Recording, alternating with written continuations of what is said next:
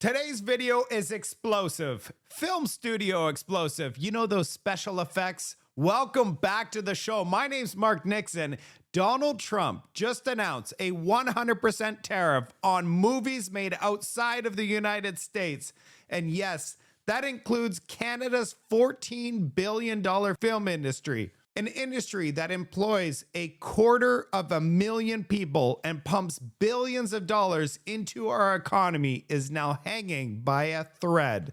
We're called the Hollywood of the North. Now we're going to be called Hollywood Gone if this goes through. And guess who's heading down to Washington on Tuesday? Mark Carney, Mr. Elbows Up himself.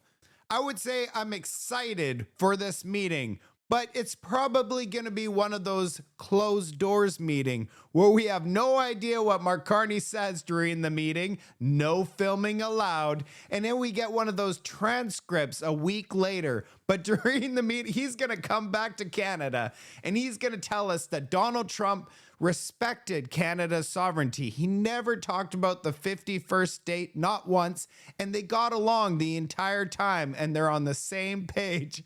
And then a week later, we're going to find out that Donald Trump said 51st state 51 separate times.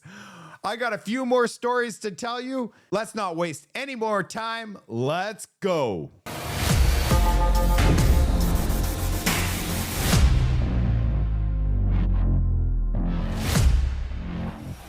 And here is Donald Trump's post. And of course, when he makes these announcements, it's on his Truth Social account. The movie industry in America is dying, a very fast death. Other countries are offering all sorts of incentives. And yes, Canada offers incentives to draw our filmmakers and studios away from the United States. Hollywood and many other areas within the United States are being devastated. This is a concerted effort of other nations and therefore a national security threat.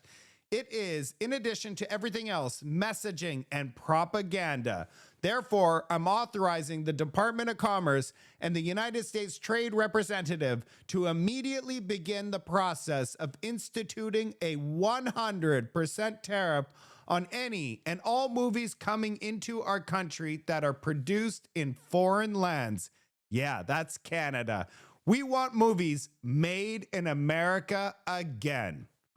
Let's look at some statistics here. But first off, it says Canada's film and TV industry is often referred to Hollywood North and an industry that has become an important sector in Canada's economy. Let's look at these stats here. Toronto represents 38% of the industry and Vancouver 39%.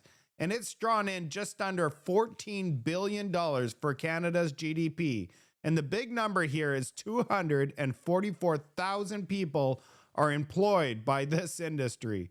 And guess who's going down to visit Donald Trump on Tuesday? This is going to be a popcorn-ready moment.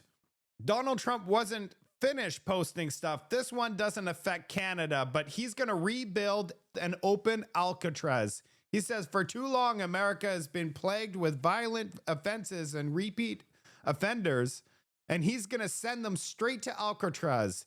He believes that reopening the Alcatraz will serve as a symbol of law and order and justice. Who remembers Chrystia Freeland offering us all this wonderful tax holiday, the junk food tax holiday, where you saved 41 cents on your rotisserie chicken during Christmas? So, because most people couldn't afford a turkey, what they could do is they could buy that beautiful, delicious rotisserie chicken. But the problem is you needed to buy 25 of them to get the 26 for free. That tax holiday. Oh yeah, and they offered it on junk food, candies, and booze. Well, in the U.S., they're doing their own tax holiday in Florida. You got to check this out. Unveiling the Second Amendment summer tax holiday. So from Memorial Day till the 4th of July, you can get your ammunition, your firearms, and your accoutrements tax-free in the state of Florida. You get that, Canada? In Florida, they're going to allow you to buy ammunitions and firearms, and it's all going to be tax-free for that Second Amendment summer holiday tax break. Now we're moving on to Mark Carney. He had a meeting yesterday with the Prime Minister of New Zealand, and you're not going to believe what this guy said. And I'll just let you know how the meeting went. He wants to increase economic ties with New Zealand. You can't make any of this stuff up. He wants to deepen ties with New Zealand, a country that is 13,000 kilometers away. More cargo ships, more fuel, more emissions. But don't worry, it's all in the name of climate leadership. People, they don't want you to be driving a gas car. They're going to feed you an electric vehicle, but then we're going to make deals with New Zealand because we align economically. We're no longer economic friends with the US, but New Zealand, you are on top of the list. And this comment is just perfect from the Buck You Will on X. He says, what the F are we going to be importing from New Zealand? A bunch of hobbits? Yeah, I don't know. You know what? I did go to the store one day and I did see a piece of meat from New Zealand. And I'm like, what in the world is a piece of meat from New Zealand doing in Canada? We have so much land. Why are we not eating our own meats? And that's another thing. Look at all the emissions to ship a piece of meat all the way across the world. It makes 0 sense. We might as well just look at his tweet. But I have to say, why is he not talking to China? We got those 100% tariffs on agri-foods. But he said, I spoke with Chris Luxon, MP, earlier today. Canada's close relationship with New Zealand is founded on our shared values. We're strong partners in international trade and security, and I look forward to building success together. Jeez, I can't right now. And that leads me to an interview that Donald Trump did this morning. And yeah, we might as well just take a look at this picture because I think it's going to get wild on Tuesday. All right, Canada, let's take a look at this interview. Very telling. Let's move on to Canada. You have long talked about making Canada the 51st state. There's obviously a new Prime Minister of Canada, Mark Carney, who you spoke to after his victory. He says that you didn't talk to him in that call about making Canada a 51st state. No, he called me. He was very nice, and I congratulated him. He had a victory. It's a very close victory. It's, there's no majority or anything, so that's going to make things a little bit difficult, I think, for him to run. But he nevertheless had a victory, and he's a very nice man, I think. Do you plan to talk to him about making Canada a 51st state? He wants to come and see me. He's going to come this week or next week. So will you talk to him about making Canada a 51st state, annexing Canada? I'll always talk about that. You know why? We subsidize Canada to the tune of $200 billion a year. We don't need their cars. In fact, we don't want their cars. We don't need their energy. We don't even want their energy. We have more than they do. We don't want their lumber. We have great lumber. All I have to do is free it up from the environmental lunatics. We don't need anything that they have. We're giving them. I asked Mr. Trudeau, who I call Governor Trudeau, I said, not Prime Minister, Governor. I said, Governor Trudeau, could I ask you one question? Why are we giving you $200 billion? Why are we subsidizing Canada? If Canada was a state, it wouldn't cost us. It would be great. It would be such a great, it would be a cherished state. And if you look at our map, if you look at the geography, I'm a real estate guy at heart. When I look down at that, without that artificial line that was drawn with a ruler many years ago, it was just an artificial line, goes straight across. You don't even realize what a beautiful country it would be. It would be great. But I don't think the American public wants me to pay $200 billion a year to subsidize Canada. Again, remember this. Yeah. We don't need their cars. We don't need their lumber. We don't need their energy. We don't need anything. We do very little business with Canada. They do all of their business practically with us. They need us. We don't need them. You and I talked, and I asked you if you would rule out military force to take Greenland, and you said, no, you don't rule out anything. Would you rule out military force to take Canada? Well, I think we're not going to ever get to that point. It could happen. Something could happen with Greenland. I'll be honest. We need that for national and international security. But not with I think Canada? It's highly unlikely. I don't see it with Canada. I just don't see it. I have to be honest with you. Okay, but you don't rule it out for Greenland. And by the way, Canada, they spend less money on military than practically any nation in the world. They pay NATO less than any nation. They think we're subsidized. They think we are going to protect them. And really, we are. But the truth is, they don't carry their full share, and it's unfair to the United States and our taxpayers. But you are not ruling out military force to take Greenland. I don't rule it out. I don't say I'm going to do it, but I don't rule out anything. No, not there. We need that. We need Greenland very badly. Greenland is a very small amount of people, which we'll take care of and we'll cherish them and all of that. But we need that for international security. Wow, he says, I don't think I'm going to have to go that far.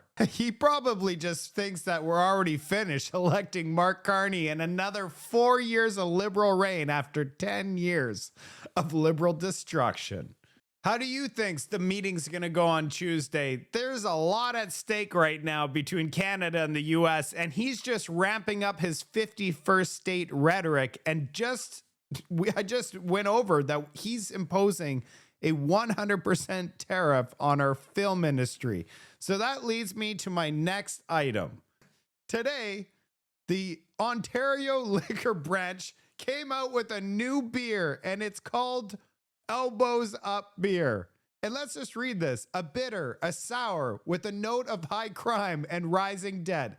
A heavy palate with our out-of-control immigration, lack of housing and jobs for young people, a crisp finish that'll bury corruption, and a 10-year record of failure. Enjoy with rich other people and public servants. Elbows up, Canada. Maybe, just maybe, what Mark Carney should do is bring flats of Elbows Up beer and offer it to Donald Trump. Maybe that's how this meeting's going to go. Give him some Elbows Up beer. What he could say is, when I kept threatening you, Donald Trump, with the elbows up, like I'm going to elbow you in the face, was what he's telling Canada. What I actually meant is we just created this new beer called Elbows Up. It tastes delicious. Actually, I looked at the... Donald Trump's going to be like, sorry, I don't want any of your elbows up. I looked at the percentage of alcohol. It's only got 4%. It's lower alcohol percentage than U.S. Bud Light. All right. And you're going to get a kick of this one. Elizabeth May tells reporters that her party's still useful. There's only her. She's been around for decades. And yeah, just take a look at this and we'll talk about it. Of the Green Party, despite losing one of their leaders and an incumbent in the election, Elizabeth May says her party is still useful. This was an election that squeezed the smaller parties a lot. And we're not gone, we're not dead. I'm a little dubious about her prospects for Speaker. I think she enjoys a great deal of affection on Parliament Hill, but I'm not sure that translates into support for her to be Speaker. Nobody doubts her commitment to Parliament and her passion for democracy. I think people may have reason to doubt her judgment. I don't know about judgment. I just think that most people believe Elizabeth May believes in democracy and parliamentary democracy and the right of MPs to stand up and ask questions, but they also don't see her as like the most fun party person. And a lot of, I'm sorry to say, but a lot of members are voting for a speaker that like will have dinners where they all get together and drink and bond over friendships. And I'm not sure that they want Elizabeth May as playing that. They don't want to go and finish the night off with Elizabeth May. She's already had one too many when she started her day with Baileys and coffee in the morning. By the time the day is done, well, you know what? Maybe they could just put her to rest at the end of the session. But yeah, they want to go out and booze on your dime. Oh yeah, we know that. And check out this calculation that was provided to everybody from Table Salt on X. Population per seat, provincial population divided by number of seats. You look at Prince Edward Island. It's like if you brought like your whole family there, you would swing the vote to whatever party that your family picked. It's insane. 38,000. And then if you go all the way down and look how screwed British Columbia is, 116,000 people. And if you look at Alberta, they're just as bad. It's just not fair. And I posted this today because, you know what? I'm struggling with this exact thing. The Liberals won a riding by 29 votes, but there was 400 plus ballots that were thrown in the trash. That's the thing is I want to know all of those ballots. They should at least show the public so that we could see why they were thrown out, because how do you throw 400 ballots out all you have to do is put an X around a person, the circle. So I want to see how someone made a mistake. It makes zero sense. But look, 412 ballots were rejected right here. This is going to be my last item for today. You know, I like this one. You cut down trees to install solar panels, then you block out the sun, all to fix the weather. And meanwhile, this is what's happening in China right now. Exactly. And just so that people know, Canada is responsible for 1.5% of total global emissions. So if we went to net zero, it would make absolutely zero difference if this is happening every day in China. If you liked this episode, make sure you like, share, leave a comment, and I'll see you on the next report. Tuesday is going to be absolutely epic.